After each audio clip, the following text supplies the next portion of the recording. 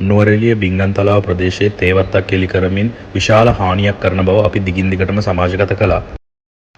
ඊට අදාළ තවත් රූපරාමු කිහිපයක් අපිට මේ වෙනකොට ලැබිලා තියෙනවා. බරපතල නායෑම් අවදානමක් සහිත මෙම ප්‍රදේශයේ මෙවැනි එලි කිරීමක් සිදු කිරීම ඉතාම අවදානම් කටයුත්තක්. මේ වනතුරු මීට විරුද්ධව නීතිය ක්‍රියාත්මක වීමක් සිද්ධ වෙලා නැහැ. අදාළ බලධාරීන් මේ වෙනකොට මුනිවත රකින්න ස්වභාවයක් තමයි අපිට දැනගන්න තියෙන්නේ. ප්‍රදේශවාසීන් සඳහන් කරන ආකාරයට වත්මන් ආණ්ඩුවේ ප්‍රබල දේශපාලන හස්තයක් මේක පිටිපස්සේ ඉන්නවා.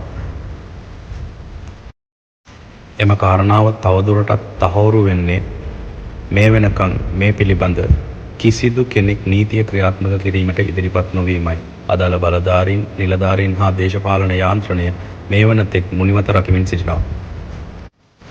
ප්‍රදේශයේ ජනතාවගේ දේපල හා ජීවිත අවදානමේ හෙළමින් මේ කරගෙන යන ක්‍රියාවලිය වහාම නවතා සිදු වී ඇති අලාභ නැවත ඔවුන්ගෙන් අය කර ගැනීමට ගරු ජනාධිපතිතුමාගේ, වැවිලි කර්මාන්ත අමාත්‍යතුමාගේ හා දිස්ත්‍රික් සංවර්ධන කමිටු සභාපතිතුමාගේ අවධානය යොමු වෙතයි බලාපොරොත්තු වෙනවා.